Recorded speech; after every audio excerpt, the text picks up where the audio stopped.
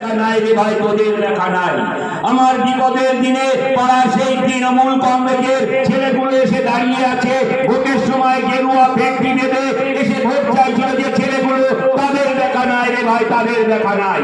তাই আমি এখন থেকে বলবো, তোমার পাড়া আমার পাড়া, বিজেপি তারা, বিজেপি তারা। এই বিজেপি কোনো করে না। আপনারা মুসলিমরা ভাবছেন এই বিজেপি মুসলিম বিরোধী, হিন্দুরা ভাবছে আমাদের পক্ষে না। এই হিন্দুরা না মুসলিমরা, এরা বাংলা বিরোধী, বাঙালি বিরোধী। একথা আমি আপনাদের সামনে বলে যেতে চাই এবং এটা আপনারা নিজেরাও দেখেছেন। এবারের ভোট কিন্তু শুধু তৃণমূলকে জেতানোর ভোট নয়। এবারের ভোট শুধু বাংলার মানবিক মুখ্যমন্ত্রী মমতা ব্যানার্জিকে জেতানোর ভোট নয়। এবারের ভোট আপনার আমার অধিকারকে ছিনিয়ে নেওয়ার ভোট। এবারের ভোট আমি যাতে ঈদের দিন এই লজ্জা ভাইয়ের বাড়িতে গিয়ে সেই ঈদের সীমাইটা খেতে পারি, আর আমার দুর্গা পুজোর দিন এই লজ্জা ভাই যাতে আমার বাড়িতে গিয়ে আমার বাড়ির সেই প্রসাদটা খেতে পারে, সেই কারণে এবারের ভোট। এবারের ভোট আপনার আমার ভাষা বাংলা ভাষা, আমরা বলি আমারই বাংলা ভাষা, সেই বাংলা ভাষার ভোট আপনারা দেখতে পেয়েছেন। এটা আমি আমার কথা বলছি না। আপনারা টিভির পর্দা থেকে শুরু করে খবরের কাগজ থেকে শুরু করে আজ সকলের হাতে স্মার্টফোন, আপনারা ফোনের মাধ্যমে সকলেই দেখতে পেয়েছেন। বাংলা বলার জন্য যারা উড়িষ্যা থেকে কাজ করছে, যেসব ছেলেমেয়ে গুজরাটে গিয়ে কাজ করছে, ত্রিপুরা থেকে কাজ করছে, পশ্চিমবাংলার বাইরে গিয়ে কাজ করছে, তাদের কোনো অপরাধ নেই। শুধু তাদের একটাই অপরাধ, তারা বাংলা ভাষা, তাদের মাতৃভাষাতে কথা বলেছে, সেই কারণে তাদেরকে পিটিয়ে মারা হয়েছে। এটা বাস্তব সত্য কিনা সেটা আপনারা খবরের কাগজে টিভিতে আপনারা দেখতে পেয়েছেন। সেই কারণে এবারের ভোট। আজ বিজেপি ভাওতা কি দিচ্ছে?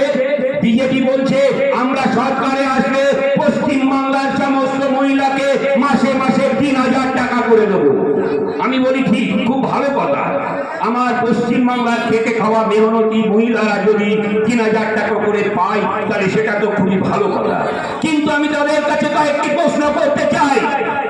দিল্লি ভোটের আগে আমাদের দেশের মাননীয় প্রধানমন্ত্রী কি বলেছিলেন? ये मोदी का गारंटी है, आप लोग दिल्ली में रहने वालों, आप लोग इस बार दिल्ली में भाजपा सरकार लाइए। हमने दिल्ली में रहने वाला सारे महिलाओं को महीना में 2,500 रुपया करके देंगे। কি বলেছিল তো আমাদের দেশের প্রধানমন্ত্রী? কথাটি বলেছিল তো যে তো আপনারা বিজেপি সরকার দিল্লিতে নিয়ে আসুন, আমি মাসে মাসে দিল্লিতে যে সমস্ত মহিলারা আছে তাদেরকে 2,500 টাকা করে দেব। আমি তাহলে বিজেপির এই বন্ধুদের কাছে জানতে চাই, বিজেপি সরকার গঠন হয়ে গেছে 18 থেকে 20 মাস হতে চললো, তাহলে সেই 2,500 টাকা করে দিল্লির মহিলারা কেন এখনো পায়নি? তার জবাব আজ দিল্লির মহিলারা চাইছে, আমরা পশ্চিম বাংলা থেকেও সেই জবাব চাইছি। শুধু দিল্লি নয়, ভারতবর্ষে বাকি 18টা রাজ্যে এই ভারতের জুমলা পার্টি আছে, তাহলে সেখানকার মহিলারা কি অপরাধ করেছে? আজ কেন তোমাদের পশ্চিম বাংলার মহিলাদের জন্য এত দরদ উঠলে উঠছে? আমি এটা জানতে চাই। আজ তোমরা বলছো আমরা ক্ষমতায় আসলে সমস্ত মহিলাদেরকে বাসে ট্রেনে ফ্রি করে দেবো। লজ্জা করে না তোমাদের বিজেপি বন্ধু? আমার এই মাইকের আওয়াজ নিশ্চয়ই কোনো বিজেপি বন্ধু তোমরা শুনছো, তাহলে তোমরা এই কথার জবাবগুলো দিয়ে দেবে। তোমরা যেখানে ভারতবর্ষের বাকি রাজ্যগুলো আছো, সেই রাজ্যগুলোতে এই সুবিধাগুলো কেন দিচ্ছ না? তোমরা বলছো আমরা ক্ষমতায় আসলে 200 করে বিজলি 200 ইউনিট ফ্রি করে দেবো। হ্যাঁ, লজ্জা করে না তোমাদের? ঠিক 14 সালে যখন এই ভারতীয় জুমলা পার্টি সরকার ক্ষমতায় এসেছিল, সে সময় যেমন 20,000 টাকার ভাওতা দিয়েছিল, বছরে 2 কোটি চাকরির ভাওতা দিয়েছিল, জুমলা করেছিল, ঠিক আবার পশ্চিম বাংলার ক্ষেত্রে সেই ধরনের জুমলা করতে চলেছে। তাই আমি আপনাদেরকে বলবো, খুব হুঁশিয়ার, এই জুমলা পার্টি থেকে খুব হুঁশিয়ার। তারা কিন্তু অনেক ধরনের জুমলা আপনাদের সামনে দেবে, সেখান থেকে আপনারা কিন্তু ভোট আপনাদের নিজেদের দিতে হবে, অনেক ভেবে চিনতে তারপরে ভোট দেবে। এবারে ভোট দিতে হবে মা বোনেদের লক্ষ্মী ভান্ডারের স্বার্থে, স্বাস্থ্য সাথীর স্বার্থে, যুব সাথীর স্বার্থে, কন্যাশ্রীর স্বার্থে, রূপশ্রীর স্বার্থে, 105টা প্রকল্পের স্বার্থে এবারে ভোট দিতে হবে। আজ বিজেপি বন্ধুরা কি বলছে? না মমতা ব্যানার্জিকে টাকা দিচ্ছে, সেটা আমাদের ট্যাক্সের টাকা দিচ্ছে, আমাদের টাকা আমাদেরকে দিচ্ছে। আমি বলি হ্যাঁ বন্ধু, তোমরা ঠিক বলছো। মমতা ব্যানার্জির সেই ক্ষমতা নেই যে পশ্চিম বাংলার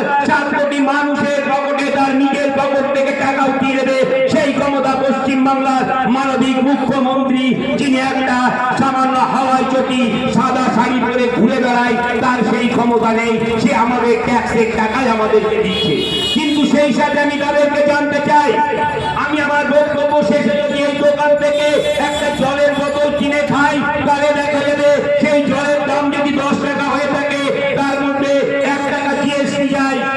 সেই 1 টাকা জিএসটির মধ্যে 50 পয়সা নেয় আমাদের রাজ্য সরকার, অর্থাৎ বাংলার মানবিক মুখ্যমন্ত্রী মমতা ব্যানার্জি, আর 50 পয়সা যায় কেন্দ্র সরকারের হাতে, ওই জুমলা পার্টির হাতে। বাংলার মানবিক মুখ্যমন্ত্রী সেই 50 পয়সা এই লক্ষ্মী ভান্ডারের মাধ্যমে, স্বাস্থ্য সাথীর মাধ্যমে, যুবশ্রীর মাধ্যমে, রাস্তাশ্রীর মাধ্যমে, বার্ধক্য ভাতার মাধ্যমে, এই সমস্ত কিছু প্রকল্পের মাধ্যমে আমাদের কাছে ফিরিয়ে দেয়।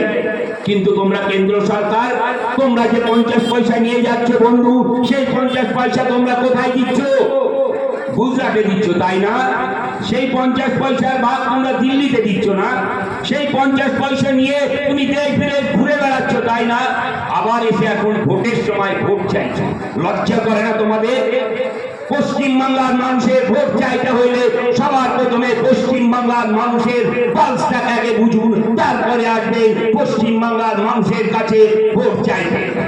হিন্দিতে একটা কথা আছে, चांदनी चासी होती है, चांदनी चासी होती है सितारों से नहीं, मोहब्बत ऐसी होती है हजारों से नहीं यार, हजारों से नहीं।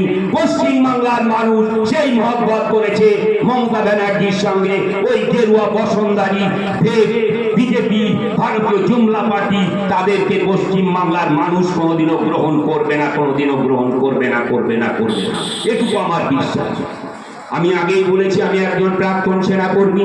এখানে যারা আছেন সকলে, অনেকেই আমার পরিচিত, অনেকেই জানে আমি এই সমুন অঞ্চলেরই একজন মানুষ ছিলাম, এখন বর্তমানে গোবরডাঙ্গাতে আছি। তো আমি এখানে যারা প্রাক্তন সেনাকর্মী আছে, তাদের উদ্দেশ্যে আমি একটু বলতে চাই। উত্তরপ্রদেশের মুখ্যমন্ত্রী মাননীয় যোগী আদিত্যনাথজি, মাননীয় যোগী আদিত্যনাথজি আমাদের আর্মিদের সম্পর্কে কি বলেছিল নিশ্চয়ই আপনারা শুনেছেন টিভির পর্দাতে। উনি বলেছিল, ये मोदी का सेना है, हम लोग जो सेना में रहने वाला है ना, हम लोग कोई किसी का बाप का गोलाम नहीं है, हम लोग डायरेक्ट राष्ट्रपति को सैल्यूट करता हो, हम किसी को नहीं, किसी का